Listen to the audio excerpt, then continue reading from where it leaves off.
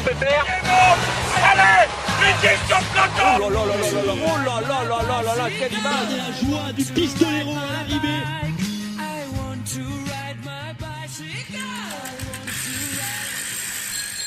Bonjour à toutes et à tous et bienvenue dans Chasse Patate, le podcast qui décrypte l'actualité cycliste. La saison cycliste sur route est maintenant terminée et comme chaque année, le groupe Peto organise ses awards pour récompenser les coureurs qui ont marqué la saison.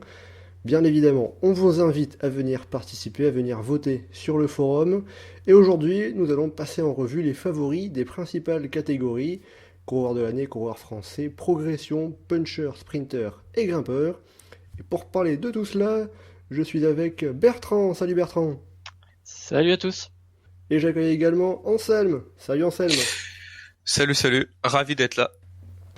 Alors Anselme, justement, je vais te faire commencer, puisqu'on va rentrer directement dans le vif du sujet, avec la catégorie reine, le coureur de l'année. Pour rappel, l'année dernière, c'était Tom Dumoulin qui avait été élu par les votants du groupe Eto. Donc cette année, Anselme, tu décernerais ton vote à Alejandro Valverde, c'est cela ? Tout à fait, je vais pas prendre peut-être pas le coureur le plus évident pour nos auditeurs, mais pour moi c'est celui qui peut se targuer d'avoir fait une saison tout à fait honorable, voire très bonne.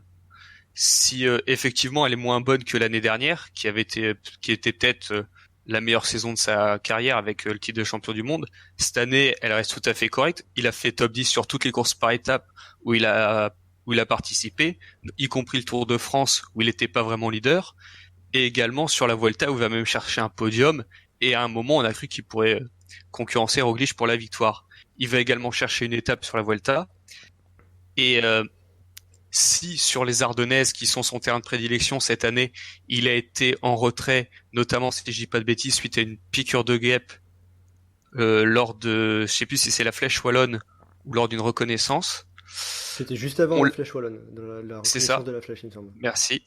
Et bon, on l'a vu à l'œuvre sur d'autres classiques, notamment Milan-San Remo, où il allait chercher son premier top 10, et le Tour des Flandres, terrain où on ne l'attendait pas vraiment. On l'attendait un peu ces dernières années, et il nous a montré qu'il avait tout à fait la caisse.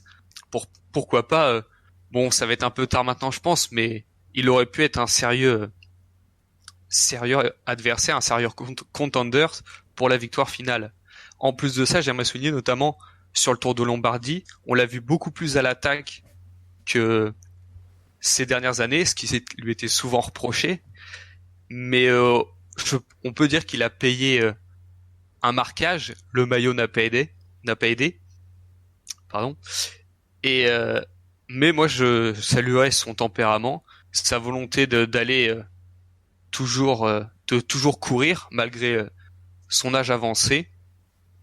Et puis je rajoutais en bonus de sa saison, c'est un nouveau titre de champion d'Espagne qui permettra d'avoir autre chose que son incroyable charisme sur le vélo pour le remarquer. Donc c'est une belle saison avec le maillot arc-en-ciel. Il n'a pas trop souffert de la malédiction de champion du monde selon toi ? Pas de malédiction, peut-être sur les Ardennaises, mais le reste de sa saison permet largement d'oublier cette petite semaine où il s'est un peu oublié, on va dire. Très bien. Alors, pour le deuxième coureur que nous allons citer, Bertrand, toi, tu as choisi Primož Roglic, qui a fini en tête du classement mondial UCI. Pourquoi Primož Roglic, peut-être en dehors de ce classement mondial ? Eh bien, tout simplement, contrairement à ce qu'Anselme vient de dire sur Valverde, moi j'ai pris un choix qui me paraissait finalement assez évident. Tu l'as dit, podium sur le Giro. Avant ça, il a gagné à l'UEA Tour. Il a fait Tirreno Adriatico. Le Tour de Romandie, il l'a explosé. C'était déjà très solide. Au Giro, il a un petit peu souffert sur la dernière semaine, mais ça restait pas mal. Et la Vuelta, il était seul au monde au niveau de la Vuelta. Je veux dire, sitôt que le contre-la-montre était passé individuel, c'était bon. Il avait remporté la Vuelta, donc et il s'est payé le luxe d'être menaçant jusqu'à la fin de saison avec sa victoire sur le Giro d'Émilie et les trois vallées varésines.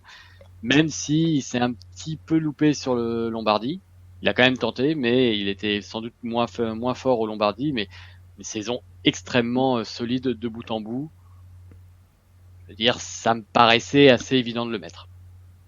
Oui, c'est un petit peu la saison de la confirmation pour Primož Roglic en quelque sorte, avec son premier grand tour remporté. C'est ça. Ben, on se posait la question, était-il capable de le remporter? On a la réponse. Tout à fait. Alors, pour ma part, moi je choisirais Julien Alaphilippe, qui a longtemps été en tête du classement mondial pendant cette saison de 2019, qui a sorti de très belles performances, qui a remporté la Flèche Wallonne, qui a été très actif en début de saison, même tout le long de la saison, et notamment qui nous a tous marqués avec ce magnifique Tour de France en portant héroïquement le maillot jaune. C'est peut-être même certainement ce que l'on retiendra de plus de sa saison, puisque c'est vrai que si on regarde la période après le Tour de France, c'est un petit peu plus décousu, un petit peu plus terne, avec tout de même une 7ème place au Grand Prix de Québec. Donc j'ai envie de mettre en avant Julien Alaphilippe, parce que voilà, il a vraiment fait une saison pleine, aussi bien sur les terrains où on l'attendait, les classiques ardennaises notamment, que sur les endroits où au final il était un peu moins attendu, et je pense en particulier au Tour de France, que Alaphilippe 5ème du Tour de France, je ne pense pas que beaucoup l'auraient parié en janvier. C'est sûr. Bon, et du coup, Julien Alaphilippe, qui est donc un des favoris pour le coureur de l'année, on l'a évoqué, ça sera donc logiquement un des grands favoris pour la catégorie, la récompense du meilleur coureur français de cette saison 2019. Donc on va pas en reparler, on va essayer de trouver d'autres coureurs français qui se sont distingués cette saison. Bertrand, toi tu voudrais mettre en avant la saison de Thibaut Pinot. Eh ben forcément, parce que de toute façon, à partir du moment où tu dis qu'Alaphilippe concourt déjà dans, tu l'as dit, hein, le coureur de l'année, qu'on va pas parler d'Alaphilippe tout le temps, même si honnêtement on pourrait presque le faire dans la plupart des catégories, tellement sa saison était énorme, bah il fallait regarder qui avait fait une autre belle saison. Pinot, c'est pas sa saison la plus aboutie, on va pas se cacher, mais pourtant, si jamais tu prends le ratio émotion, je pense que clairement tu as eu Alaphilippe, mais tu as eu Pinot avec son Tour de France. Qu'on le veuille ou non, le Tour de France, quand il est réussi pour un coureur ou chargé en émotion pour un coureur, il fait la saison du coureur. Et c'était le cas avec Pinot, et ce qui est merveilleux et dramatique, c'est qu'on a eu les deux versants de ce qui fait un coureur mémorable dans une saison, c'est-à-dire un coureur étincelant et un coureur qui chute en pleine gloire entre guillemets et qui est frappé encore une fois par le destin. Donc il a marqué cette saison véritablement très fortement. Je pense que beaucoup de personnes se rappelleront ce qu'elle faisait ce vendredi, je crois que c'était un vendredi, en début d'après-midi quand elles l'ont vu dans les bras de William Bonnet. Donc moi ça reste une image forte de la saison et ça reste encore un des moments forts de la saison. Je vois pas d'autres coureurs français qui véritablement aient cette aura qu'ont eu les deux coureurs français qui se sont exprimés notamment sur le Tour de France. Voilà. C'est vrai que tu l'as un petit peu évoqué. En dehors de Julien Alaphilippe, on a Thibaut Pinot, mais il y a pas mal de coureurs français, pas mal de pointures qui ont été un petit peu en dessous des attentes. Et voilà, on pense notamment à Romain Bardet, qui a eu une saison très compliquée. Mais tu regardes, par exemple, tu pourrais penser peut-être que l'un d'entre vous l'a pris, hein, Barguil. Mais Barguil, tu vois, il a fait un top 10, il a été un top 10 sur le Tour de France, il a été champion de France et de très très belle façon. Mais voilà, ça va pas au niveau des deux coureurs qu'on a cités avant. Alors que sa saison n'est pourtant finalement pas si loin d'être mauvaise. Toi, Anselme, est-ce que tu défendrais Warren Barguil pour le titre de coureur français de l'année? Clairement pas du tout, bien que sa position de breton pourrait me tenter. Ce n'est pas le coureur que j'ai choisi. Moi, je suis tout à fait d'accord avec Bertrand. Et pour rebondir sur le vendredi, moi, je me rappelle être à la médiathèque et recevoir un SMS de mon frère qui me dit Thibaut est à 3 minutes. Ah, je peux dire que sur le moment, ça fait bizarre. Mais pour moi, Pinot, il mérite tout simplement parce que il nous a fait rêver. On a cru qu'il pouvait gagner. Il allait atteindre le Saint Graal. Et au dernier moment, il abandonne. Et ça, c'est français. Ça, c'est ce qu'on aime. Et pour ça, tel Zizou en 2006, pour ça, c'est le français de l'année. Personne ne peut le contester. Ce message est validé par la Fédération française de la loose. Évidemment. Donc plus Pinot dans le sens émotion. Ouais, tout à fait. Pour moi, j'ai beaucoup plus vibré devant Thibaut Pinot que devant Julien Alaphilippe. Ah, je comprends, c'est vrai que Thibaut Pinot, c'est un petit peu, c'est comme le disait Marc Madiot, c'est un coureur qui fait vivre des émotions et là cette année, on peut dire qu'on a été servi. Et toi, du coup, Mathieu, t'as pris qui? Moi, j'aimerais mettre en avant Benoît Cosnefroy qui sort d'une très belle saison qu'on pourrait également citer parmi les coureurs ayant le plus progressé cette saison. Le puncher d'AG2R La Mondiale a remporté 5 courses cette saison, notamment Paris-Camembert, le Grand Prix de Plumelec, la Poly-Normande et le Tour du Limousin avec une victoire d'étape. Mais plus que ces 5 victoires, cinq victoires cette saison, ce que j'ai envie de retenir, c'est qu'il acquiert une place de plus en plus importante dans le peloton, même international. On peut le voir avec une place grandissante. Et je pense que cette saison, ça a été un des coureurs français qui a été les plus en vue, qui a été vraiment très efficace. Donc, oui, voilà, avec le Tour de France, il a également fait un 12e par exemple sur la Flèche Wallonne, dans le top 10 sur le Grand Prix de Québec ou la Bretagne Classique.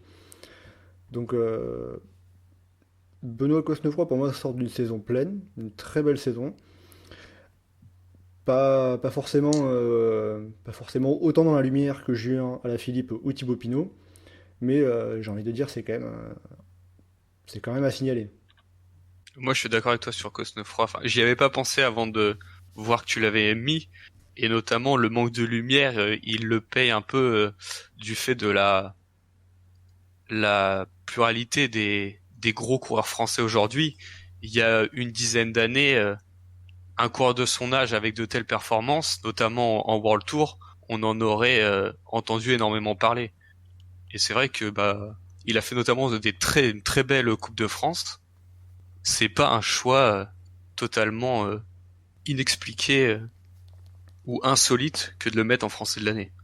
Benoît Cosnefroy d'ailleurs sur la Coupe de France qui finit deuxième au classement général final et qui remporte le classement des jeunes.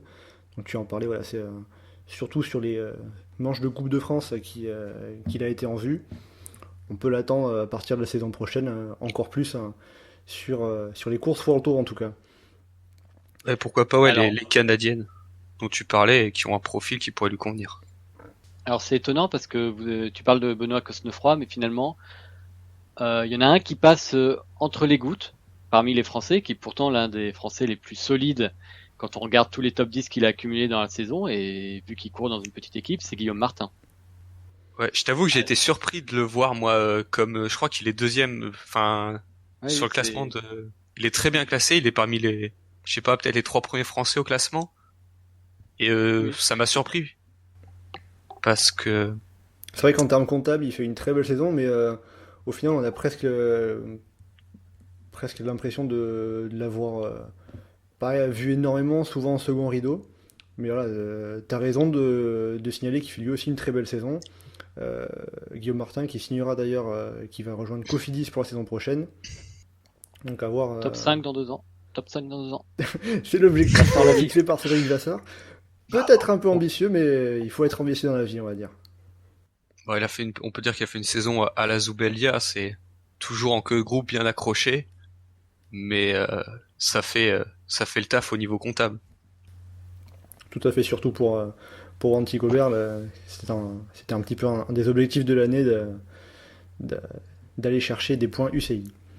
Très bien, donc à présent on va partir sur l'award de la progression de l'année. Donc là je l'ai un petit peu évoqué avec Benoît Cosnefroy. Donc cette récompense qui sacre le coureur ayant le plus progressé durant cette saison 2019. Toi Anselme, tu voudrais récompenser Sergio Higuita, c'est bien cela ? Tout à fait, le jeune Colombien qui est passé cette saison par la fondation Euskadi en début de saison, puis par IF Education First, avec un transfert de mi-saison.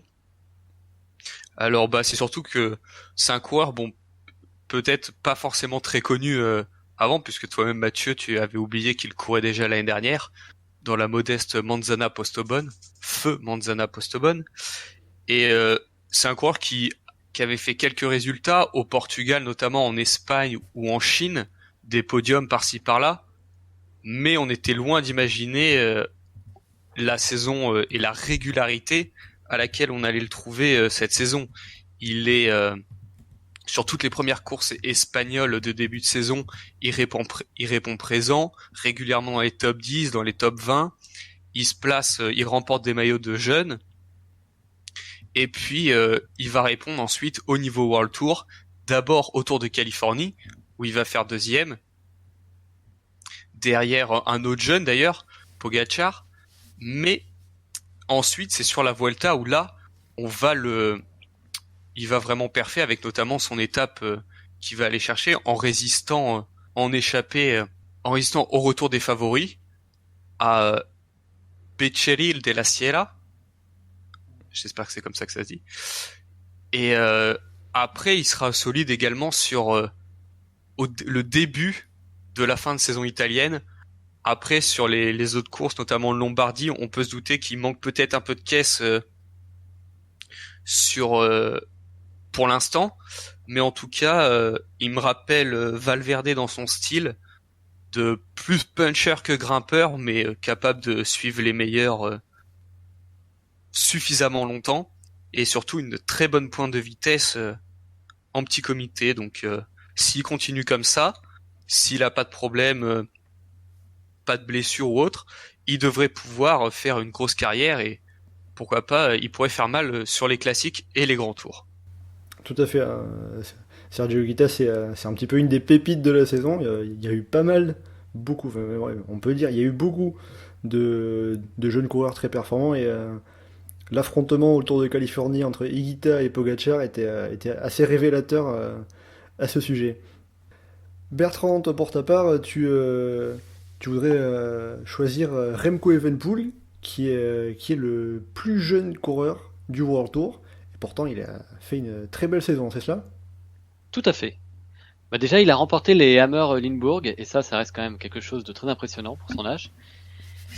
Et plus sérieusement, je pense que, alors c'est difficile de parler de progression vu qu'il n'était pas professionnel l'année dernière, mais déjà l'année dernière, il avait notamment dans les championnats du monde éclaboussé sa catégorie junior. Et il a fait un peu pareil quand même cette année, hein, c'est-à-dire que on l'attendait au tournant. Je pense que on se doutait qu'il allait faire quelque chose, mais à ce point-là, je pense qu'on n'était pas nombreux, en tout cas ce n'était pas mon cas, à penser par exemple qu'il emporterait dès la première saison une Classica San Sebastian. C'est quand même fou quand on y pense. Vu l'âge du gamin, il a 19 ans, donc c'est quand même fou. Ensuite, champion d'Europe du contre-la-montre. Qu'est-ce que tu veux, là aussi c'est quand même phénoménal. Et il fait deuxième du contre-la-montre des championnats du monde. Donc on est sur un prodige. Le seul risque qu'il a, c'est les défauts de son âge, donc c'est-à-dire d'être un petit peu peut-être trop sensible à son environnement et aux réseaux sociaux, entre autres. Même je sais que nos amis belges n'aiment pas trop qu'on le dise, mais bon, il faut le dire qu'il est peut-être un peu nerveux parfois et qu'il pourrait se perdre là-dedans. Mais si tu enlèves cette partie-là, qui de toute façon s'effacera sans doute avec l'âge, le mec est un monstre. Reste à savoir maintenant s'il peut devenir un monstre, notamment sur les courses à étapes. C'est vrai, tu le citais, sa jeunesse l'a fait par exemple réagir à un article italien qui disait qu'il était en couple avec une jeune italienne, et il a démenti. Bon, avec un peu plus de maturité, il serait probablement passé outre.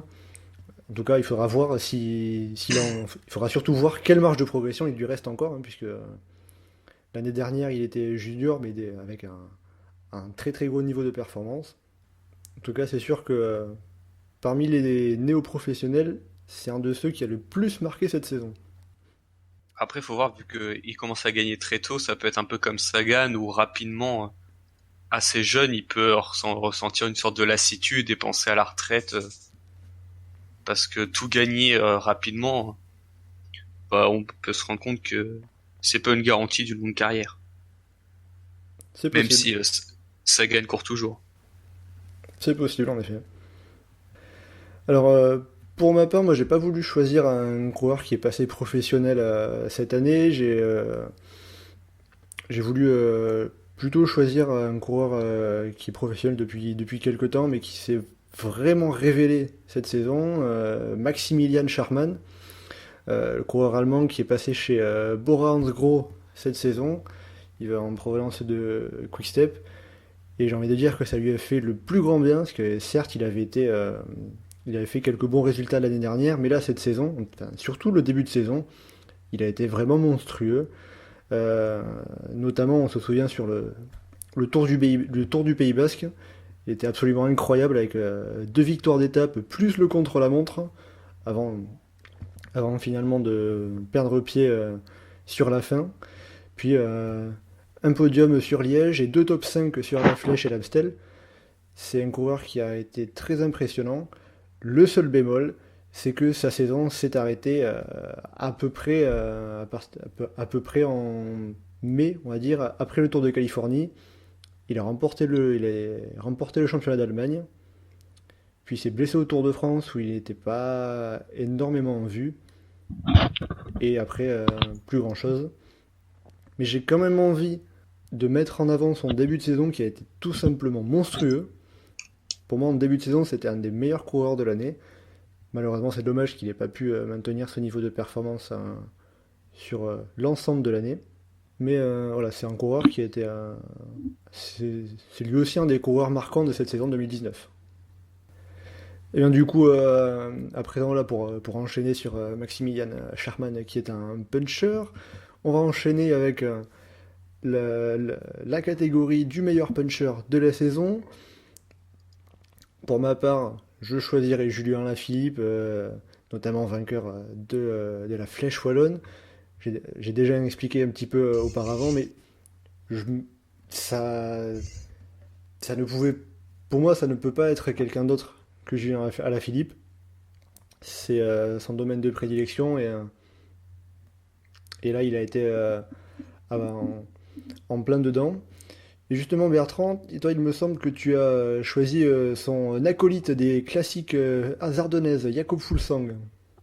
Bah, à partir du moment où Alaphilippe n'était plus libre, il me semblait logique de regarder qui était derrière Alaphilippe. Et qui était derrière Alaphilippe cette année?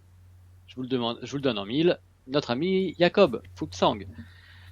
Alors, bon, on va me rétorquer que c'est pas exactement le profil type du puncher, et on aura raison. Mais ce qui était intéressant, c'est de voir quand même qu'il a réussi à, sans justement punch, finalement, à performer sur des courses pour puncher. Quand tu regardes sa Flèche Wallonne, il a manqué de peu de remporter la Flèche Wallonne finalement, alors que c'est la course pour puncher par excellence. Donc quelque part, je trouvais ça intéressant de rappeler un peu via ce thème l'existence de Jakob Fuglsang et la saison quand même assez phénoménale qu'il a faite cette année. Alors un profil atypique pour des courses de puncher des Ardennaises, Liège-Bastogne-Liège, la Flèche Wallonne. Et ben c'est pas un pur puncher, mais n'empêche que cette année il a quand même progressé et il s'est montré vraiment dans un très bon jour sur ces courses-là. Donc je trouve ça intéressant de le mettre en avant.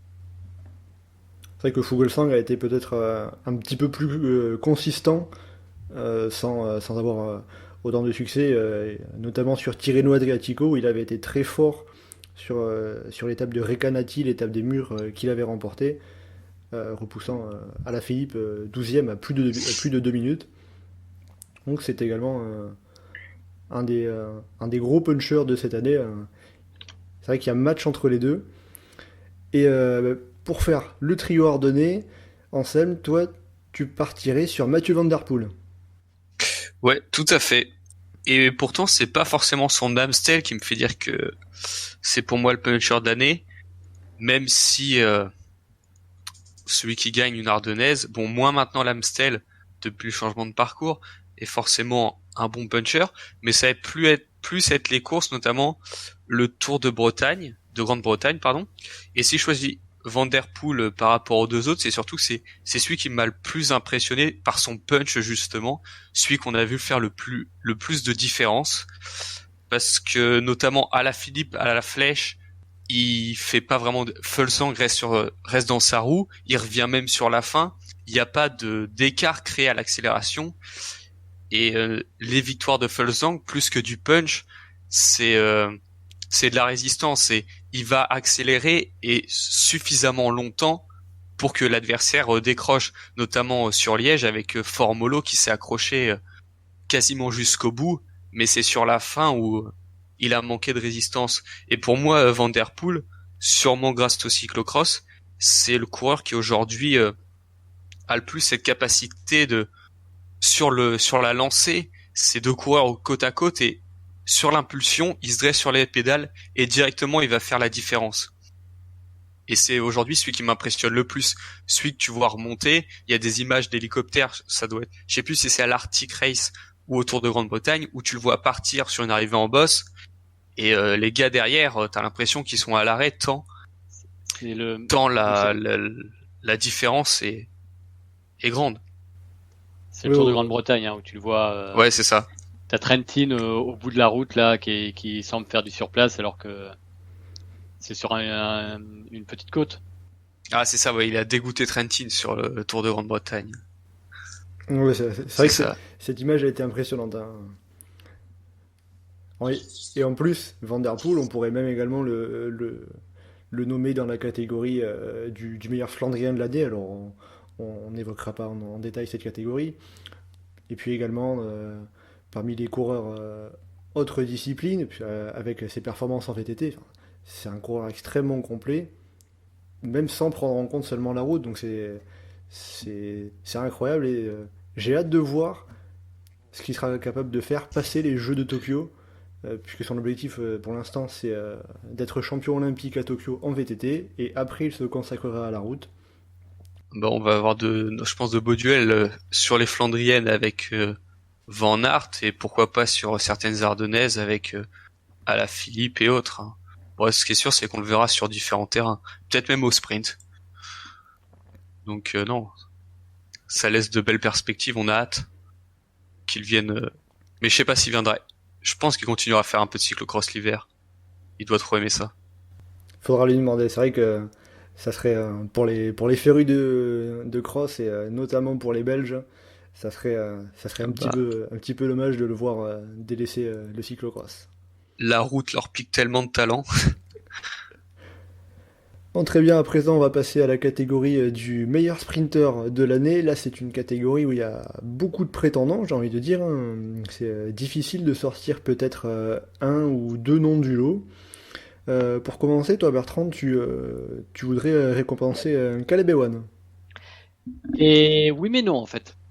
Oui mais non, parce qu'en fait, en préparant tout à l'heure le podcast, en regardant un petit peu les saisons des uns et des autres, je me suis rendu compte que le Tour de France m'avait un petit peu induit en erreur. Alors non pas en erreur, il fait une saison qui est très très très importante, Caleb Ewan, mais finalement j'ai regardé celle de Dylan Groenewegen, et je m'étais pas rendu compte que c'était quand même une belle saison qui est très régulière, et qui est meilleure que celle de l'année dernière, alors que j'avais l'impression contraire, avec vraiment énormément de top 10 et de belles victoires. Il y a toujours le Tour de France, il y a les 4 jours de Dunkerque, il y a le Tour de Grande-Bretagne, donc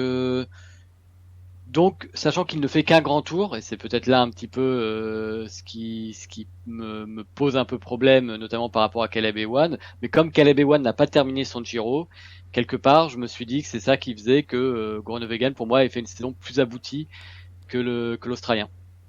Alors même tu disais Groenewegen a moins gagné que l'an dernier, et en fait c'est faux, il a même gagné cette année 15 victoires, et l'année dernière 14 victoires. Alors là, tout est question d'impression, peut-être c'est le Tour de France qui baisait un petit peu ça, c'est vrai que j'avais l'impression qu'il était un petit peu en dessous également de sa saison de l'année dernière, Alors, ce qui se passe aussi, je pense que ce qui lui a porté préjudice, sans doute, c'est qu'au Tour de France, l'équipe était moins orientée sur lui que les années précédentes. Et très clairement, son train était moins organisé a priori autour de lui. Donc je pense que ça l'a moins aidé. Tout à fait, ça pourrait devenir un problème à partir avec la saison prochaine. Un problème assez rapidement. Ouais. Voilà, Faut dire que il y a eu 3 sprints massifs remportés par la Jumbo et il y en a, c'est 3 fois des coureurs différents avec Tennyson et Van Aert les autres. Donc compliqué d'avoir toute l'attention pour lui, ce qui est pourtant important pour un sprinter. C'est sûr, même si on regarde pour l'an prochain, il y aura Tom Dumoulin, Primoz Roglic, George Bennett, Steven Kruijswijk. Il va falloir faire des choix pour le Tour de France. Et je plains Richard Plug, le manager de Jumbo-Visma quand même. Ouais, je pense pas qu'en plus le pôle sprint sera la priorité vu le recrutement. Ah, c'est fort probable. Clairement, on s'oriente pas là-dessus à mon avis. Ils veulent concurrencer la Sky et la Sky dans les sprints ils sont pas là, donc on verra bien. Alors toi, Anselme, tu voudrais récompenser un coureur qui lui devrait changer d'équipe. C'est pas encore officialisé à l'heure actuelle. C'est Sam Bennett qui va quitter Bora Hansgrohe et qui devrait à 99,9% rejoindre l'équipe de Koenig Quick-Step en 2020. Pourquoi ce choix de Sam Bennett ? Alors c'est vrai que c'est pas forcément le sprinter dont on a le plus parlé, notamment par le fait qu'il a couru ni le Giro ni le Tour de France, puisqu'il est barré dans son équipe par Ackermann sur le Giro, qui rapporte le maillot cyclamen, donc on peut comprendre, et sur le Tour par Sagan, qui ramène le maillot vert, si je dis pas de bêtises. Donc là, c'est un peu le problème de ces équipes à plusieurs têtes d'affiche dans un domaine. Il y en a qui sont un peu brillés, mais c'est pas pour autant que Sam Bennett fait pas une mauvaise saison, puisque d'ailleurs il remporte 2 étapes sur la Vuelta, même si on sait que c'est le grand tour le moins coté pour le général, et c'est encore pire côté sprint, puisque souvent le plateau est assez faible, même si cette année il avait le mérite d'être plus relevé que d'habitude. Mais la saison des sprinters, c'est pas que les grands tours. Et on va le retrouver notamment sur le Big Bang Tour, où il va remporter les 3 premières étapes de manière assez impressionnante. Il va dominer tous les autres sprinters, et la concurrence qui était pas faible, puisque notamment Groenewegen était présent. Après, il y a le Tour de Turquie. Bon, là, c'est vrai que le plateau de sprint était vraiment faiblard, puisque même Cavendish a été capable d'aller chercher une place. Mais il y a également Paris-Nice, où il gagne 2 étapes, le Dauphiné 1 étape. Donc il a été très présent en World Tour. Il a été capable de gagner régulièrement, ce qui est important pour un sprinter. C'est à ça que sert l'équipe. Et puis il a pas gagné, il a été capable de gagner face à une grosse concurrence, malgré son absence. Donc comme je disais, sur les 2 grands tours où les sprinters où le plateau est le plus relevé. Et puis il aura eu le mérite de gagner son championnat national en étant seul au départ, ce qui n'est pas forcément facile quand on est un coureur, un sprinter de sa trempe, et donc ce qui lui permet de faire pour moi une très bonne saison et de le placer au rang des 2 meilleurs sprinters pour moi. Alors, moi, pour ma part, je choisirais l'autre grand sprinter de Bora Hansgrohe, Pascal Ackermann, parce que je considère déjà que Ackermann est passé devant Bennett dans la hiérarchie des sprinters chez Bora. T'es peut-être pas d'accord avec moi, Anselme. Mais voilà, Ackermann a couru pour la première fois cette saison un grand tour, le Giro, donc pas encore le Tour de France, donc peut-être par cela moins de visibilité, hein, même si Sam Bennett n'a pas non plus fait le tour. Il est ressorti du Giro avec le classement par points, le maillot de cyclamen, et après de nombreuses autres victoires, Eschborn-Frankfurt, excusez-moi, 2 étapes du Tour de Pologne, le Grand Prix de Fourmies, mais aussi pour finir 2 étapes du Tour de Guangxi où un certain nombre où le plateau était principalement composé de sprinters. Donc Ackermann a fait une très grosse saison cette année pour moi. Et j'ai envie de dire, presque le fait qu'il arrive à déloger Sam Bennett, qu'il arrive à pousser dehors, entre guillemets, Sam Bennett, ça prouve qu'il a fait une saison de haut niveau. Et donc, c'est vraiment pour tout cet ensemble, il a été très consistant, Pascal Ackermann. Donc, pour ces raisons, j'ai envie de choisir Pascal Ackermann comme le meilleur sprinter de cette saison 2019. Alors, je vois ce que tu veux dire sur le fait qu'il aurait détrôné Sam Bennett, mais je pense que dès le départ, c'était biaisé parce que le staff, je pense, a fait en sorte a plus favorisé Ackermann que Sam Bennett dans le choix du programme, dans les courses, dans l'équipe autour de lui. Ce qui est totalement compréhensible. On a un Allemand champion d'Allemagne dans une équipe allemande et un Irlandais potentiellement sur le départ, ce qui risque de s'avérer réel pour l'année prochaine.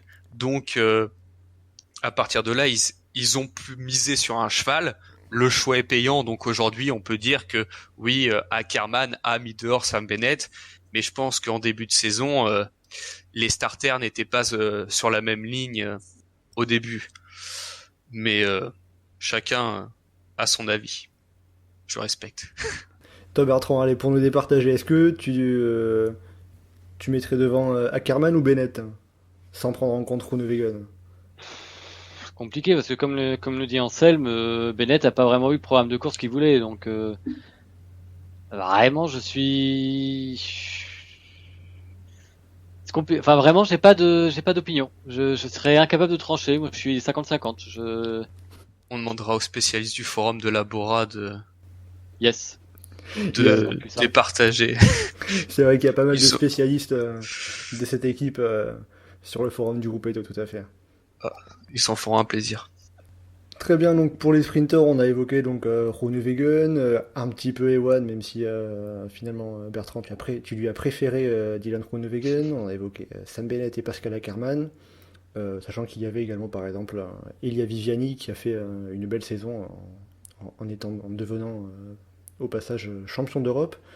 On va à présent passer à la dernière catégorie retenue dans ce podcast, celle des grimpeurs, le meilleur grimpeur de cette saison.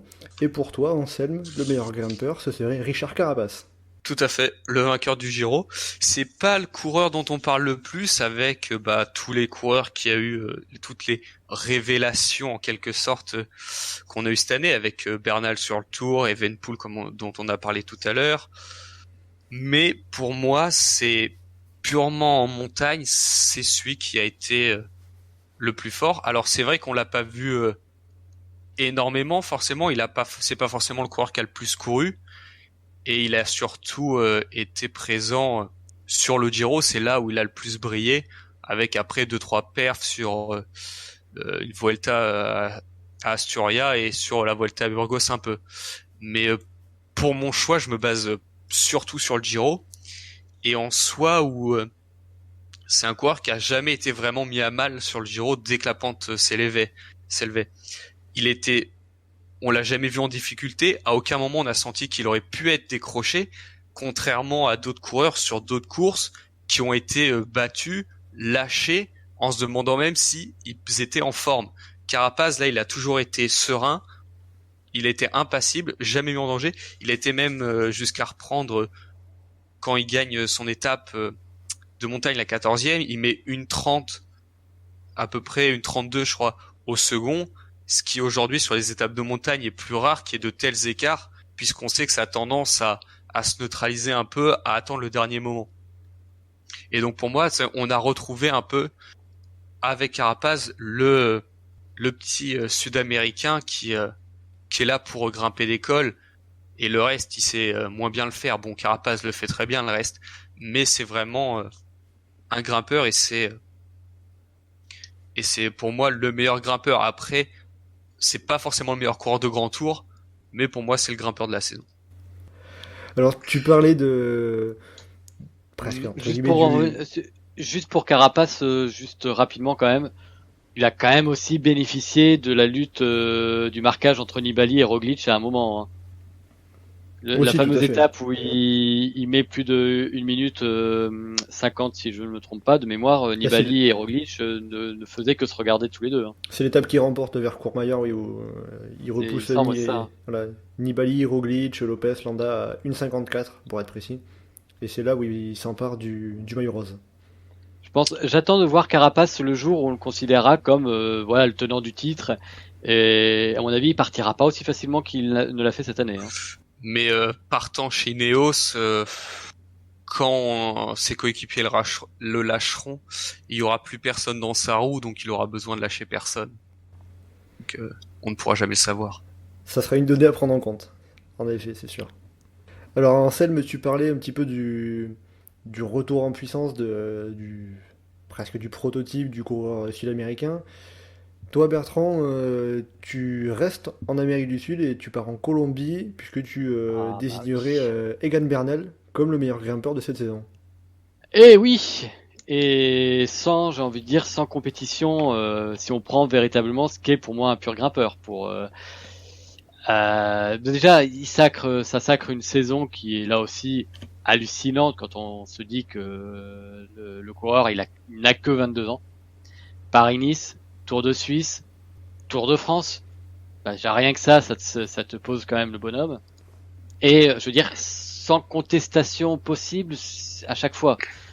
Alors, il y a le cas du Tour de France où on pourra toujours débattre si Pinot ou non était meilleur, on n'en saura rien.